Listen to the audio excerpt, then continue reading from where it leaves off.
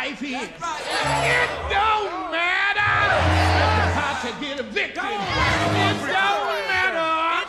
You got a light bill due. It don't matter. And you got a gas bill too. It don't matter. Your grandson Jamal was gunned down in a drive-by shooting right next to the Derrick King.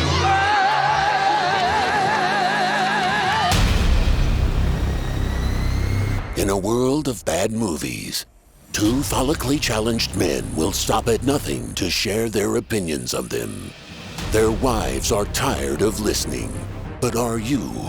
This isn't the podcast you deserve, but it's the one you need. Prepare yourself for bald guys and bad movies. Welcome to Bald Guys and Bad Movies, episode 62. I am Troy. Troy, cut it out! Here with my buddy, Mike Stella. Mike Stella, the fella. Mike Stella be pimping, I hear. You be pimping, Mike Stella? I'll be pimping, yeah. I'll next time I see you, I'll show you a pimp picture of me for sure. All right, what is it, like a pimp costume? Or Or is it just called the 90s? No, it was the 90s, but Did you have any cross colors? Was that before your time? You remember cross colors? No, man, I was too afraid to. It was like fucking circus bullshit. I was too afraid to do that, not being black and all. I hated it even back then. I always hated bright colors. Oh, well, you know me. I love bright colors. Yeah, there you go. That sums us up in a nutshell. I would have worn it if I didn't think there was something wrong with me being a upper middle class white kid wearing those saggy orange pants with the exactly. I would have gotten teased for it. So yeah, I fucking hated that style even back then. What are we reviewing tonight, Mike? They Cloned Tyrone. Everything okay in there, baby? I'm just an average man with an average life. Where the money at? I'm an entrepreneur. I work in the spirit of the pimp game. You know your girl gotta know what's going on in these streets.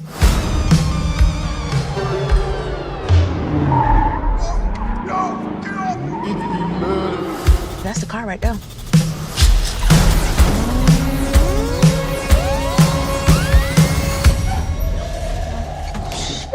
Got an elevator in this bitch.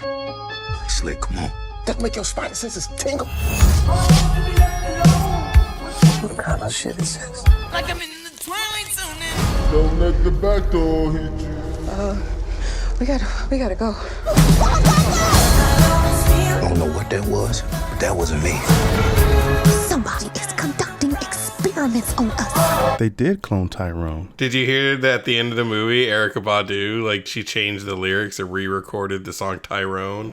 Oh, I thought it was her original song. The original song is "You Better Call Tyrone." Yeah, but the song they changed to, it says "They Cloned Tyrone." I didn't even notice that. So let me summarize this real quick. They Cloned Tyrone is a 2023 American science fiction comedy mystery film directed by Jewel Taylor. Jewel Taylor, rising black screenwriter. This is his first film. Well done. Beautifully shot. Top level shit. It looks immaculate. He did not spare the smoke machine. Let's just put it that way. In his feature film directorial debut from a screenplay he wrote with Tony Rottenmeier, it stars John Boyega, Teyana Paris, and Jamie Foxx, who also serves as the producer, which is probably why he's in this. As an unlikely trio uncovering a government cloning conspiracy, David Alan Grier plays the fucking preacher, and I didn't know that. Did you realize? Oh yeah. Did you realize that right away when you saw him? Yeah, Holy it was fuck! so funny because I was like, what the hell's this guy's name? Green is his name. Green. So David Alan Grier and motherfucking Jack Bauer, Kiefer Sutherland, shows up. I didn't know he was in this. Did you know going in? No. Yeah, that was a total surprise when he popped totally. up. So what do you think of They Cloned Tyrone, which is now playing at your local Netflix? I think it was always playing at your local Netflix. Yeah, I just. Well, you know how you say might- like now playing. I'm just that was right, just right, me, literal funny. man over Got here. It, got it. Jesus Just Christ. Captain Literal. What did I think? I thought it was phenomenal. I was cracking up the entire movie.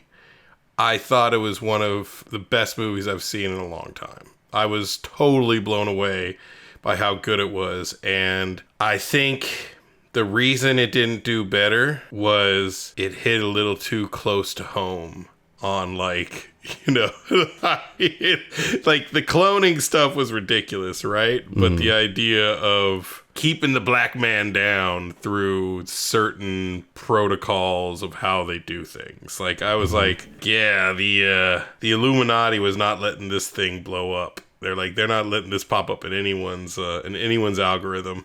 Has it not fared well? So that's what I thought. That's why I thought it didn't do as well as it could have. Has it not been? The reviews have been off the chart for it. So Rotten Tomatoes has a great score, but its audience score only has only 50 people have reviewed it or something. Okay, weird. And Yeah, I looked it up. Is it a high audience score though with those 50 or? Yeah, it's like 100%, which makes sense because it's phenomenal. I literally thought it was one of the best films I've seen in a while. Okay, well I didn't think that. Really?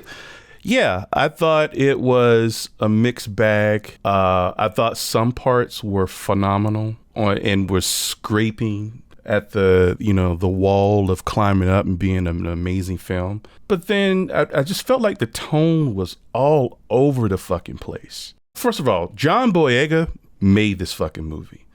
He is fucking amazing in this movie. He's pretty good, but I thought Jamie Foxx fucking stole the show. Absolutely not. He was my least favorite. I fucking love Jamie Foxx. Let me just get this out. He was so funny. I avoided reviewing this movie because I knew how I would feel. Do you not like Jamie Foxx? No, I don't. I'm fucking sick and tired of ghetto-ass stereotypes in comedies.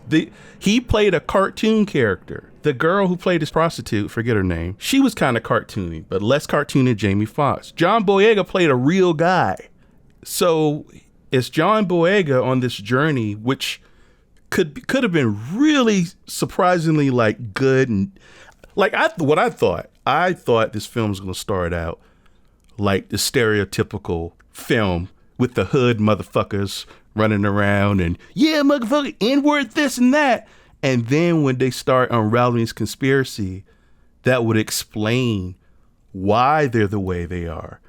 That it was some kind of way to like kill the black race off or destroy the black family. All these things. It was. No, it wasn't. It was to turn black people white. That was the big reveal at the end. Exactly, but that's killing off that's like killing off the black family. What does fucking eating chicken and laughing have to do with that? That was the drug to over generations turn black people white. Okay, well, we're getting into spoilers. So let's just say, do you recommend? I recommend for John Boyega. And I recommend for the cinematography, and I recommend for it's extremely unique.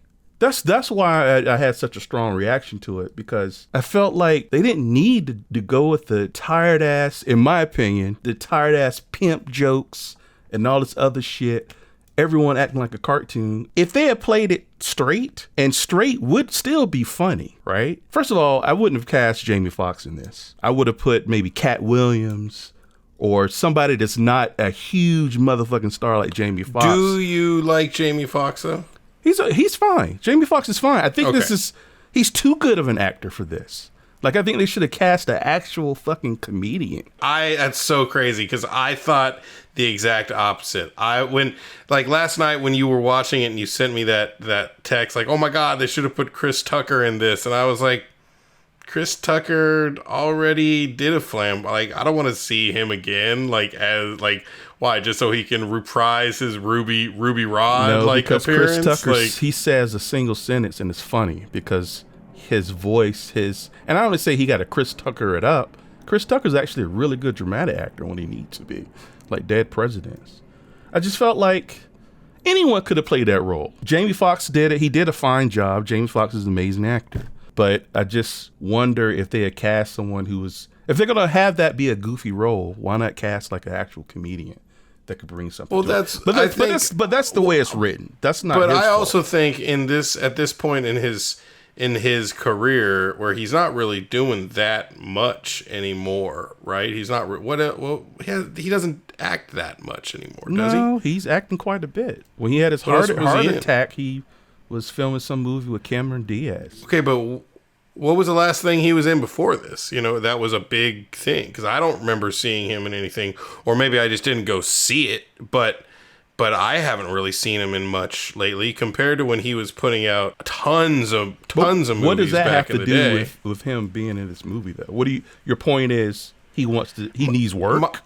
No, he produced this. So my that's point why he's in it. is that he can choose stuff he does, and that I feel like most of the stuff he does nowadays is usually more in a dramatic role.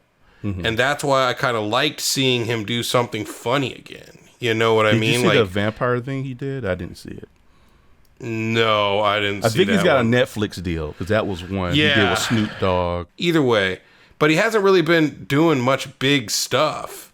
He's done a lot of small things recently, which I think is kind of odd, to tell you the truth, because I felt like he was pretty much riding on a high horse for a long time. Well, he's got that fuck you money.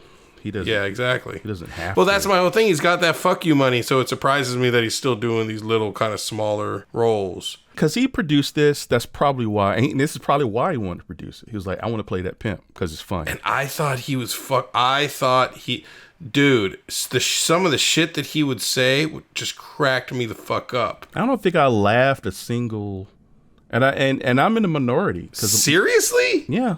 It's tired bullshit. I'm 48 years old. God. I've seen so many goddamn hood movies. I've seen so many goddamn parody hood movies. A pimp going, oh shit, ain't gonna fucking move me. This movie is better than that. I wasn't laughing at him doing the generic pimp stuff. Wasn't the stuff that was funny. It was the lines that he delivered that were really funny.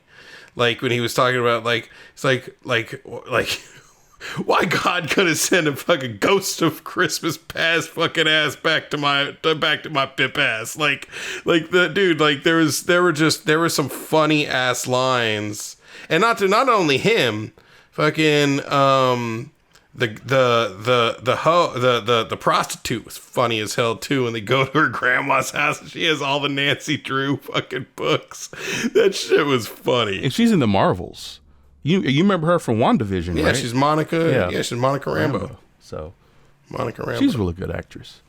And she did. I like her. She blew me away in this. Like I was blown away at how dude. Now I liked her. I did. When she's walking, when she goes and drops the thing in the fucking post box, she's in the fucking trench coat with the hat on, and they're like, and then the other prostitute across the street is like, "Hey, what'd you do?" And she's like, "Oh shit!" And she like starts walking away because they fucking found out who she was. Like, look. So I will say, I am a highly recommend. I thought it was fucking hilarious and absolutely one of a kind. And I liked the fact that they did the tired hood parody stuff, as you put it, in a completely more, in a way that I felt was different. Like it didn't seem, maybe I haven't seen enough of them as you have, as many as you have. And so, how can I say, it didn't feel like a parody so much. It felt like a real sort of like just a really funny. It felt, you know what it felt like to me? It felt kind of like a Hot Fuzz type movie. You know what I mean? Like slightly parodied, but also just kind of off the wall and outlandish. Like kind of based it, like grounded in reality, but has these completely outlandish things that happen. You know what I mean? Would you say Hot Fuzz, the characters, and I haven't seen that in a long time.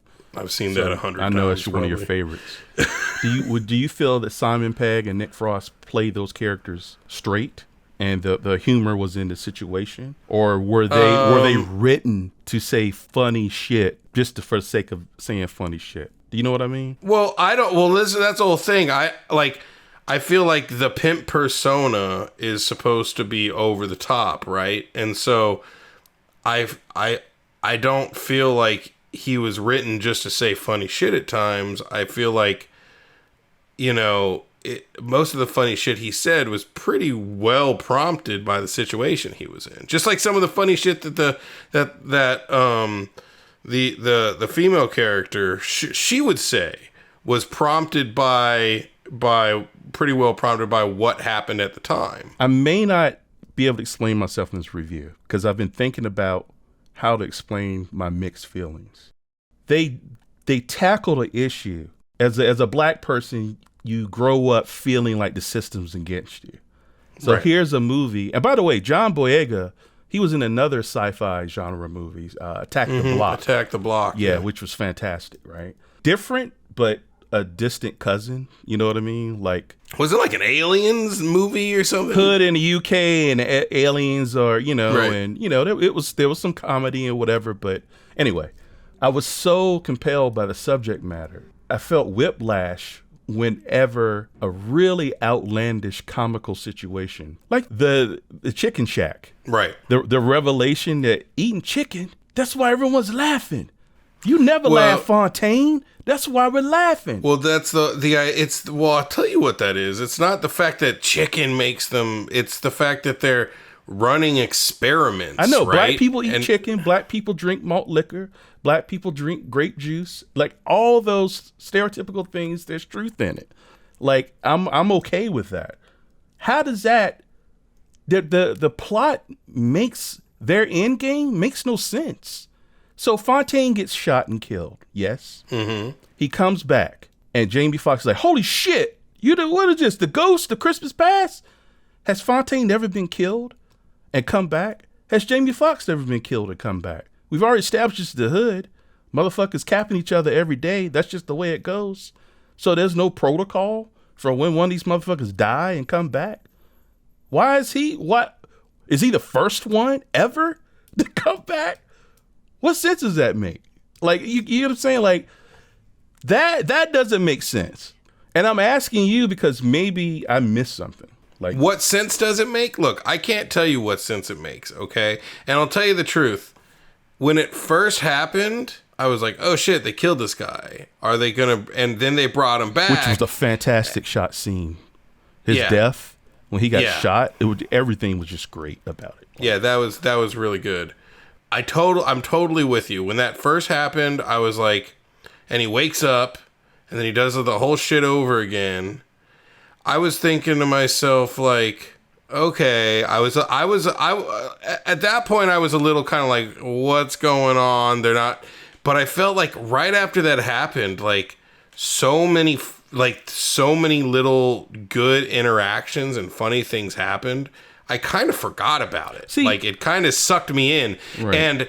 And that's what I think was so good about the film was that even though I initially thought, wait a second, they're just gonna like have him wake up and like everyone's gonna know that he got shot the day before and no one's gonna talk about it. Like it's not gonna be, you know what I mean? Mm-hmm. Like but see, look, but then it happened and I was fine with it because I was so invested in the funny shit that was happening at that moment. That's you know what I mean? If it was a full-blown comedy, then that shit wouldn't matter because who cares? It's like trying to analyze Austin Powers. Like just go with it, man. But the film at some points goes for broad comedy and some points goes for really compelling character, tragic. Like his mother doesn't even exist. She's a box, right? And when he finds that out, again, yeah, that was fucked up. Breathtaking performance by John Boyega. Like I wanted that character to be in a movie that took this plot point a bit more seriously, even though it's far out. But you could like They Live maybe a bad example, but they ran with it. You know what I mean? Aliens are amongst us. Conspiracy. Yeah, but okay, so But that's fine. But I felt like that's a different movie. You know what I mean? Like, I don't know. Did you didn't watch trailer? You went into it blind. No, I watched the trailer. I thought it was set in the 70s actually, and it wasn't. Yeah, me too. That threw me I thought right away. That threw me like, okay. Yeah. But I went with it. Like, all right, this is because, you know, profile wise, design wise, they look great. With Jamie Foxx's like hairdo and the profile, she almost looked like a superhero. If you notice, she looks amazing. Like her, like the garter. It looks like what's the chick from Watchmen almost. Oh yeah, So Silk Spectre. It had a very campy, you know, vibe about it. But then it would, you know, would dip its feet into waters that were really dramatically compelling. And I wanted to stay there, and then it would suck me out with, you know, a chicken joke or Jamie Foxx pimping it up, saying something outlandish. Well, but the really dramatic, compelling stuff was like in the middle, you know what I mean? And like after a lot of the jokes, like a lot of kind of like the beginning that had a lot of outlandish jokes. Played it straight. He played it straight. So anytime he was on screen, it was rooted reality. That's what I mean. Like he was, and I'm not saying, look, obviously the movie worked for a lot of people. My criticism is because, man, I wish this movie had took a different route. Where it was going initially, what I thought was going to happen when they started unraveling the conspiracy, I thought, holy shit. Because she mentions in a throwaway line that, I wanted to be like an astronaut or whatever. Yeah, she wanted to be a journalist. But instead she's sucking dick on the corner. What happened? Did the man manipulate things and make you be a hoe on the corner? She's just a regular ass hoe. Yeah. That was one of the lines in it. But see, it would have been so amazing. That's a different movie. Is that halfway through this movie, these people realize that they were forced to be who they are. He's forced to be a pimp. Pimps are funny, yay, but pimps are misogynistic motherfuckers who pimp those out. two were. Like Fontaine and what was his name? Slick Charlie or whatever his name is. I think it was like Slick Charlie. They were just clones. Like they were clones, and she wasn't good enough. She wasn't important enough to clone. So that no, they're clones who are always put in. Like they don't take the person out and then clone them. They're put in. She's just a regular person. There's no clone of her. Right. But they're not like they don't let the person. They're like, oh, we're gonna take this guy and go clone him, right? Like they're they're genetically crafted in a lab. Crafted I get that. It. Yeah. So what they discover, Boyega, who's a drug dealer, Jamie Foxx, who's a pimp, and several other key people.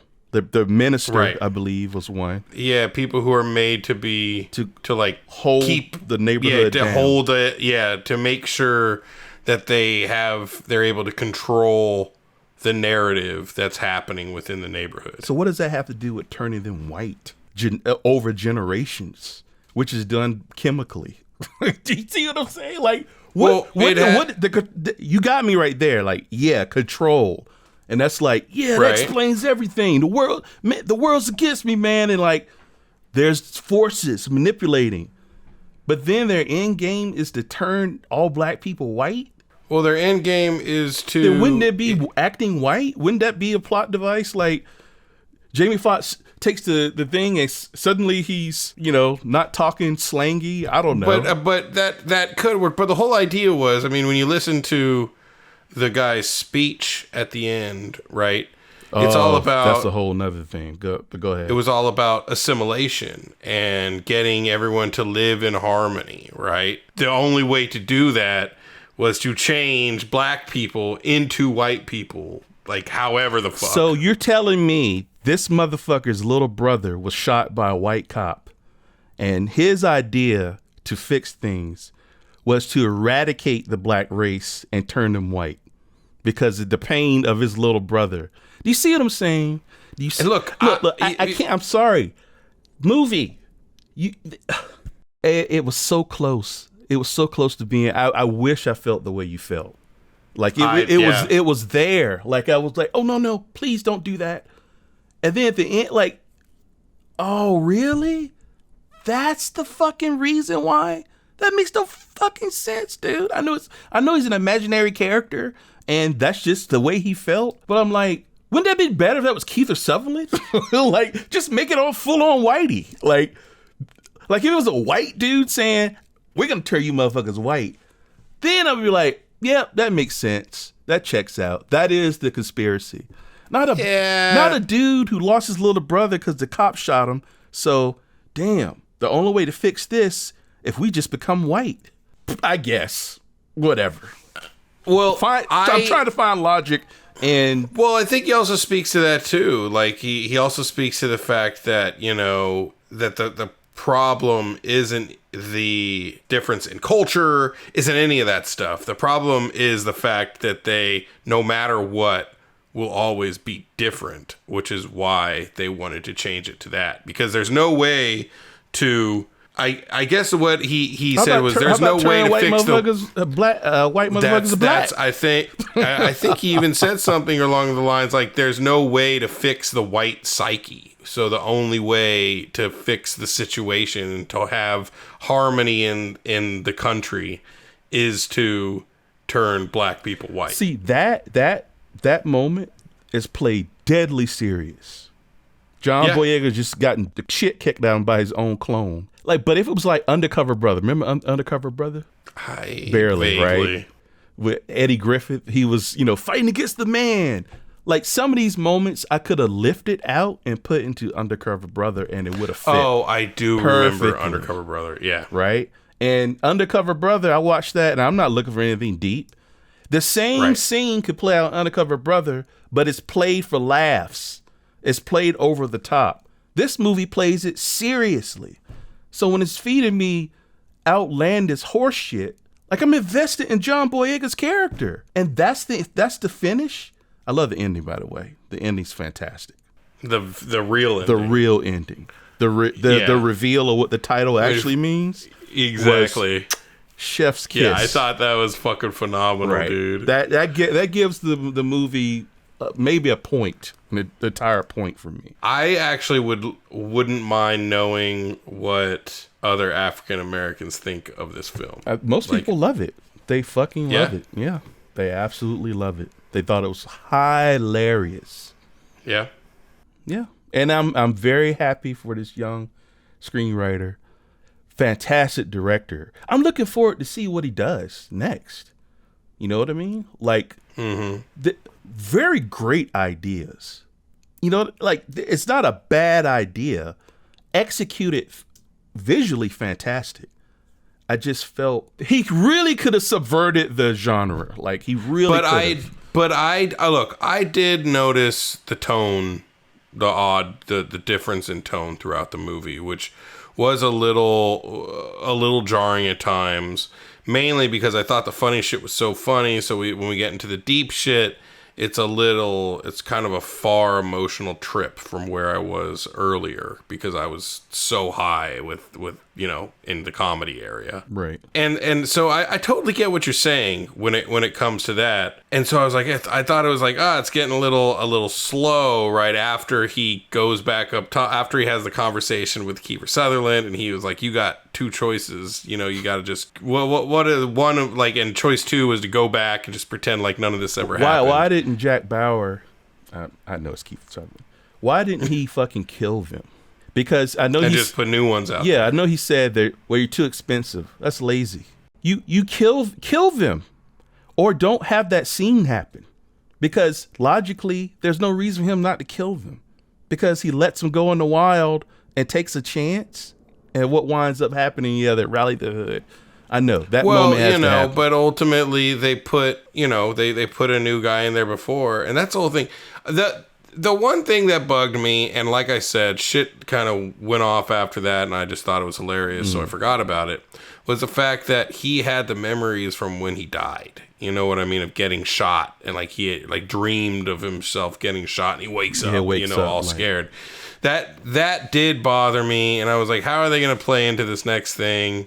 And then I just kind of, like I said, I just kind of forgot about my issue there because I liked all the stuff that came after it so well. You felt, for you, this worked mostly as a comedy, right? Yeah. Okay. Yes. Because then that wouldn't matter and shouldn't matter. And so I think, and I'll tell you the truth, the reason I think it didn't work for you is because you didn't like the comedy. I mean, if you thought that you didn't think the comedy was funny, right? So if you don't think the comedy is funny, then the movie's not going to work because I kind of feel like the movie truly depends on the comedy sucking you in.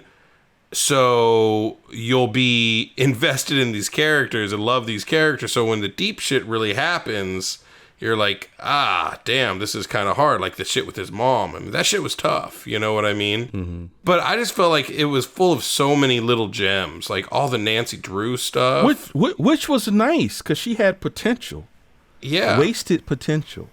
Exactly. But instead she's sucking D's on the corner. Just a regular ass hoe. And they don't explore that.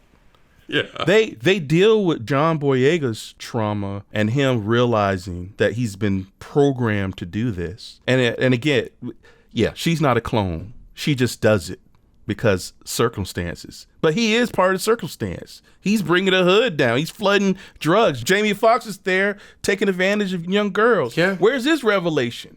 He found out he's a pimp, but he's been programmed to be that way. If you didn't program him, he's just a normal dude. Well, that's the whole thing. He said he's like I never even went to a players ball. I never won the players ball in '95, did I? Yeah, that was pretty funny. I thought that cracked me up. But yeah, I mean, look, I get the tone issues that happened within the movie, but I thought the comedy was fucking priceless. Just some of the things, and I actually really like Jamie Foxx. Like I like him a lot. Yeah. Like Jamie Foxx is amazing. I can't. You know, I'm not sitting here saying that he was bad in the role. I started casting different people because I wanted to be funnier, and it was just relying on the lines. And I was like, if it was different. That's why I said Chris Tucker. Chris Tucker can read me his grocery list, and I'll laugh. There's just he's on the verge of panic. He's on the verge of, if you're going to have a cartoon, and he's overdue. Man, that guy's overdue. He was in, did you see the Nike movie, by the way? I did not, but I wanted to. I hear it's really good. It's a good movie, dude. You know what? There was a part that made me chuckle when Jamie Foxx is slick. They do a kind of a fake out because John Boyega's trying to get into the lab to save Yo-Yo. So he's like, you ain't gonna like it. And you ain't gonna like this. And then he goes and approaches the guy that killed him. And they have the whole dialogue. And he's like, man, you should never come back here. And he shoots him. And you think he's dead, but then you flash back, you realize it was an elaborate plan. Yeah. Which again, like, how did they fucking convince this guy? Well, but whatever. The whole imaginary blowjobs. Yeah, that shit was funny. Because the man's watching. See, so as long as they see what they think they're supposed to see, it's all good, right? But what about another good part of that portion was when the guy who shoots him is talking to his buddy and they're like rehearsing their lines. They're doing line readings. That shit was fucking funny, man. I was dying. I was fucking dying in that part. See, that's like really, I felt like clever. They're tricking them by behaving the way they think they should behave. Yeah. Like imagine if Jamie Foxx's clone came out unprogrammed, and now he has to pretend to be a pimp, but he has been programmed to be like. There's all kinds of fun shit. You could make this funny within the confines of subverting expectations. And I really wanted this comedy because the writer's super competent, and man, it looks so good. It looks filthy. It had like the nice pops, and I thought I saw a few burn marks, like lovingly shot, and like you said, the smoke machine was never off. Or the fog machine. Yes, very, very liberal use of the fog machine. Did you have a favorite part? Or funniest part or favorite? Dude, I want to see it again because there's so many parts in it, and it's so funny because the shit they say is like so outlandish that like I can't even keep it in my head. You know what I mean? Like I can't even recite the line You properly. ever seen I'ma Get You Sucker? Yeah, I think I've seen way back in the day. Yeah. I think I've seen part of it, but I wasn't that into You it. should check at it. the You time. should check it out. The Chris Rock bartering at the KFC. Like, Oh my God. What if they get one chicken wing? Do you remember this scene? It's like you gotta watch it. Like, okay, how about this? Fuck the cup. Put it in my hand. He's the hustle man guy. Just try to nickel and dime him. May I help you, sir? How much for an order of ribs? $2.50. $2.50? How many ribs do I get with that? About 5. 5. So I guess that's about 50 cents a rib, huh? Yeah, about. Let me get one. Right on. One order. One order ribs. No. One rib. One rib. I sure am hungry. What else? You got any soda? $1. Oh, come on now. Look out for a brother, man. Come on. Hey, check this out. Why don't you let me get a sip for 15 cents? My cups cost more than 15 cents. All right, fuck the cup. Pour it in my hand for a dime. Look, you greasy-headed Jerry Curl wearing.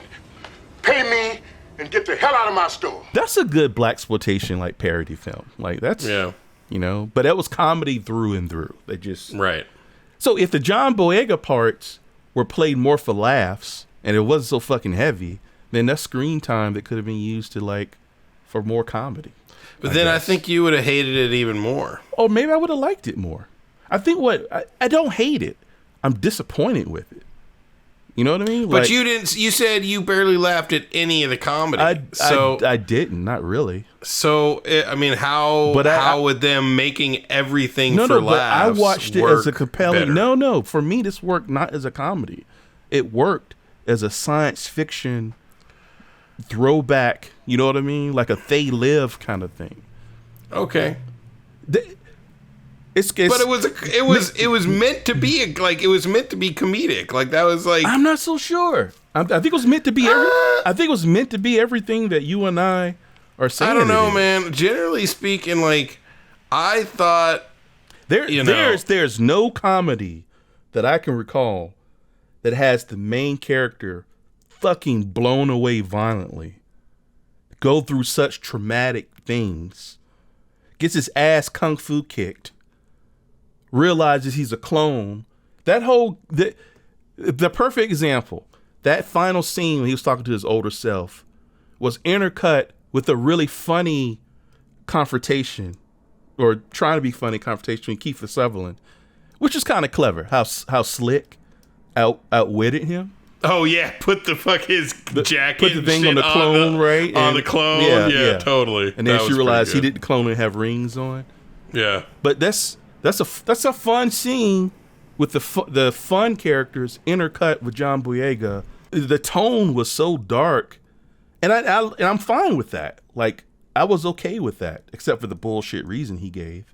So I enjoyed the movie, and I would recommend it for John Boyega's journey.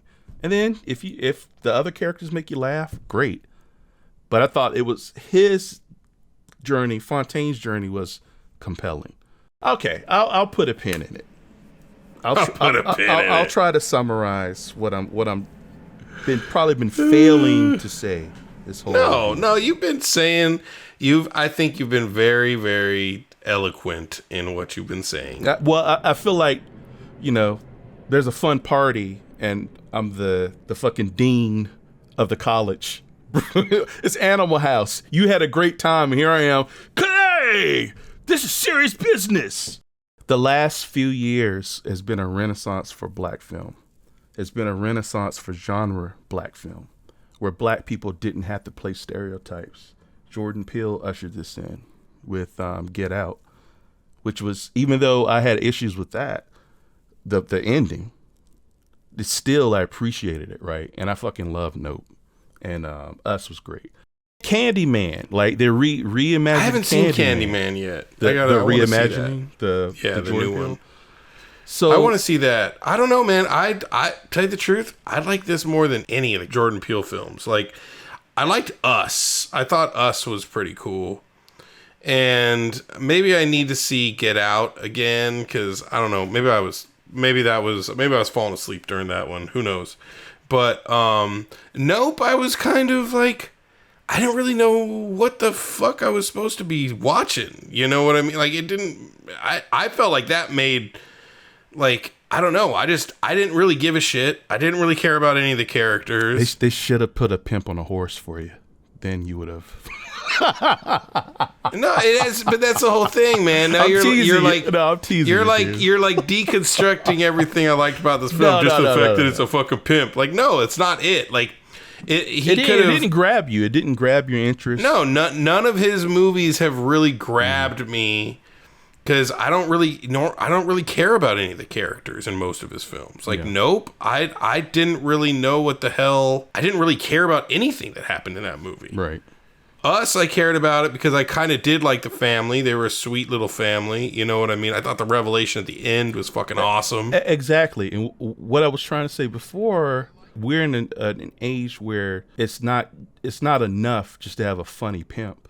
You could do that. You're putting him in a science fiction movie, and then a movie where people realize their identities have been manipulated, and you go nowhere with it.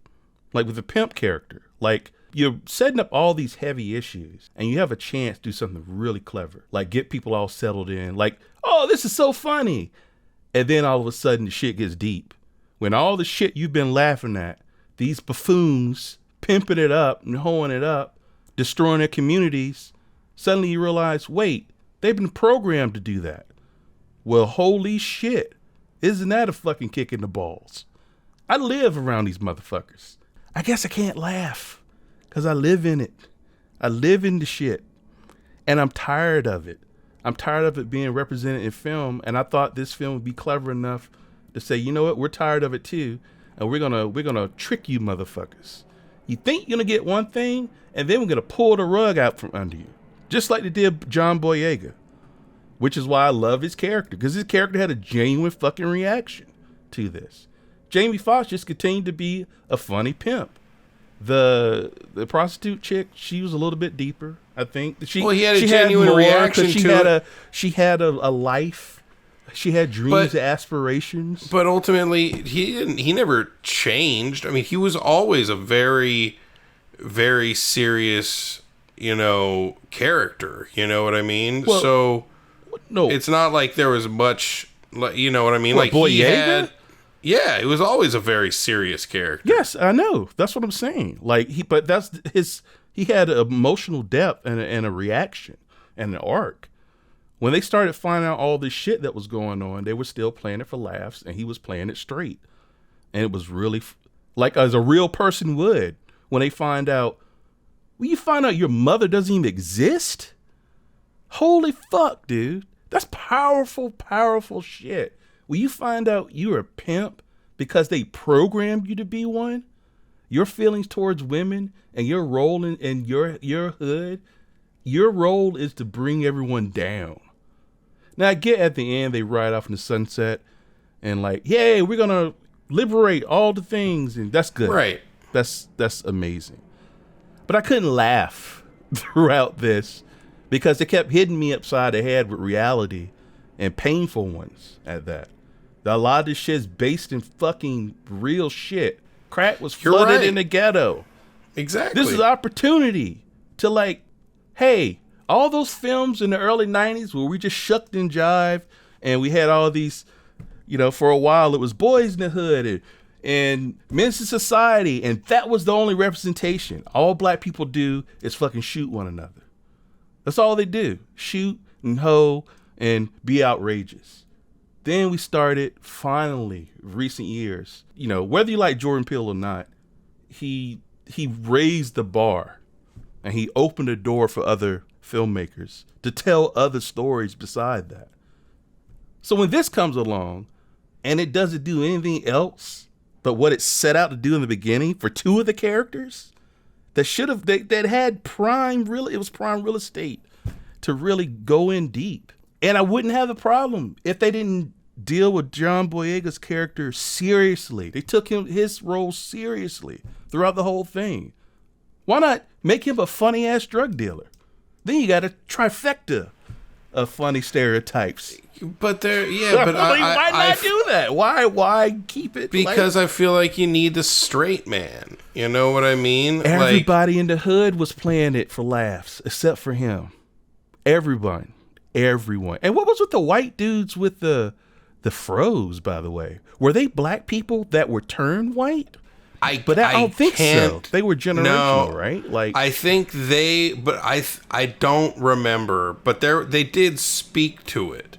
I can't because they did speak to it, but I don't remember what the deal was exactly. Because that showed up again. That's from Undercover Brother, dude.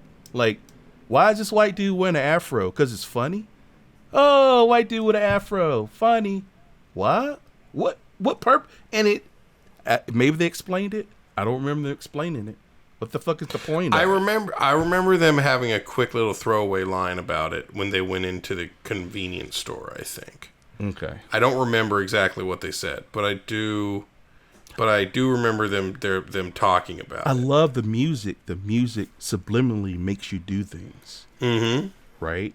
Which is I hear it all the fucking time in my neighborhood, pumping that gangsta ass shit, right? Kill, shoot. Fuck that bitch. And then to discover, oh, wait, this is to make you want, feel, and act a certain way, which for me leads me to think at that point in the movie, they want you to destroy yourselves. Because if Kiefer Sutherland said, this is the only way to make things work, we'll let you wipe yourselves out.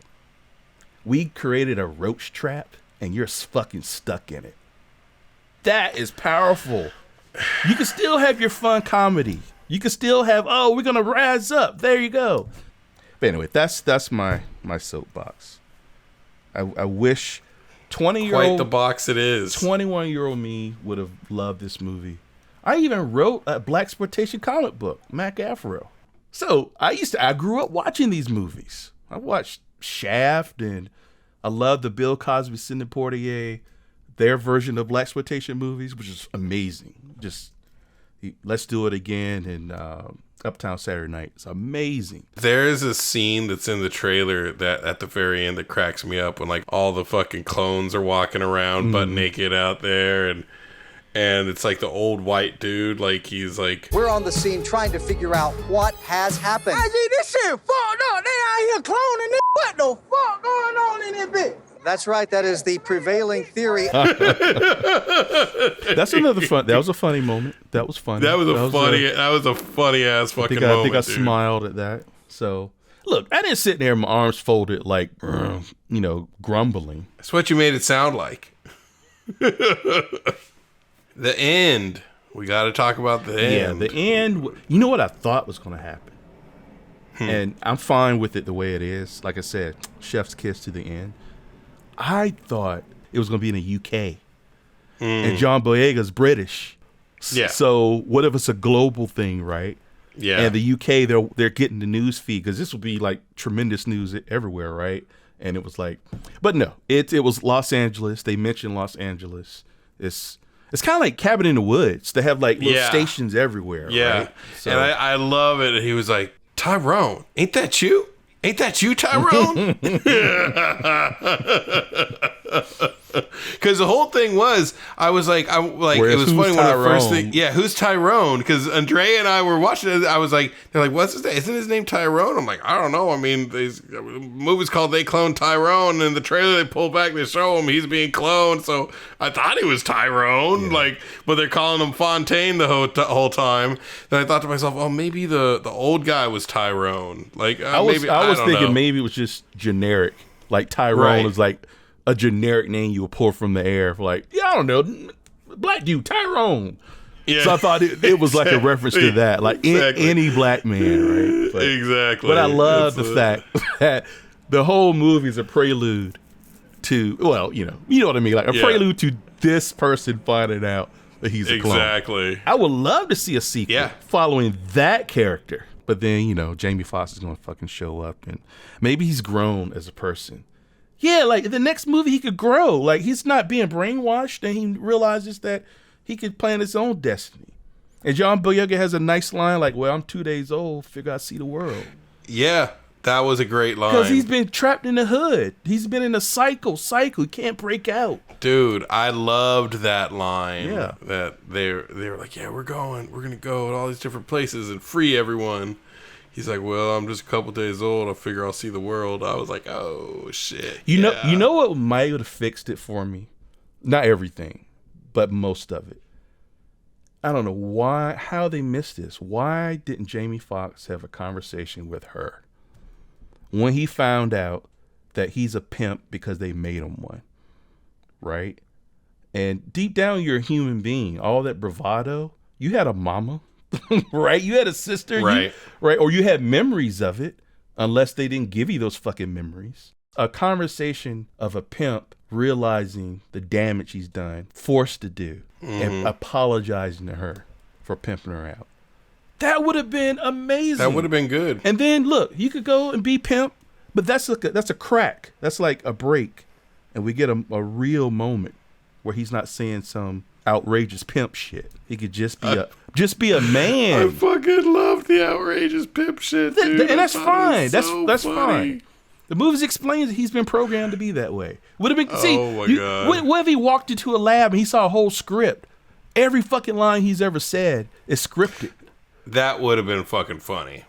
This is that I would have liked. This is what I'm saying. Well, Mike. yeah. You Look. could have a funny, clever comedy that just breaks the mold, demolishes, and just turns it on his head. It was right there, baby. They just needed another pass. They needed me. They needed Troy. Oh, Jesus. Then this would be an Oscar contender. Then this would be undeniable. So what do you rate it, Mike? What do you want to rate this? You said it was the best film you've seen in a long time. Could this be a 5? Nah, this ain't a 5. Like I told you, a 5 is gonna jump out at me, man. A 5's very elusive. I mean, I know what I'm gonna give it, but I'm trying to think about what the thing is. Yeah. Like, well, it's got to be something Jamie Foxx. That was your absolutely. He had that long cocaine fingernail. Holy shit! Yeah, that shit was amazing. When he's filing that shit in one scene. Oh my god! How about 4 out of 5? Little golden revolvers. Little golden pimp revolvers. How about that? 4.5 out of 5 little pimp golden revolvers. Okay, there we go. That is a good one. I forgot about that. I loved his gun. He pulls out his gun. He's like, and I'm like, he's got a motherfucking gold revolver. It's full. I'll give it 3 mama-less rooms out of 5. No. Was that the Charlie's Angels box? So sad, Didn't it like the box that Charlie would talk to out of Charlie's Angels? Depressing. Ladies and gentlemen, can I please have your attention? I've just been handed an urgent news story, and I need all of you to stop what you're doing and listen. So if you would like to support this show, keep us going, keep us rolling along, uploading content, you can support us by going to patreon.com/baldguysbadmovies and donate to the show. We're going to use those funds to make sure we can see any movies that you guys want to see and getting our studio set up so we can start recording video and doing these not just audio but also video on YouTube. And once a month, we will pick a patron to choose a movie for us to review. And we'll review it. We'll dedicate it to you. But either way, we just hope you enjoy the show and keep on coming back.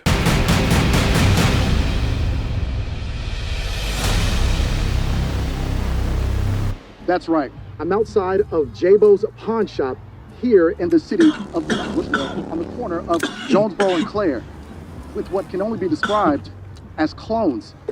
Sir.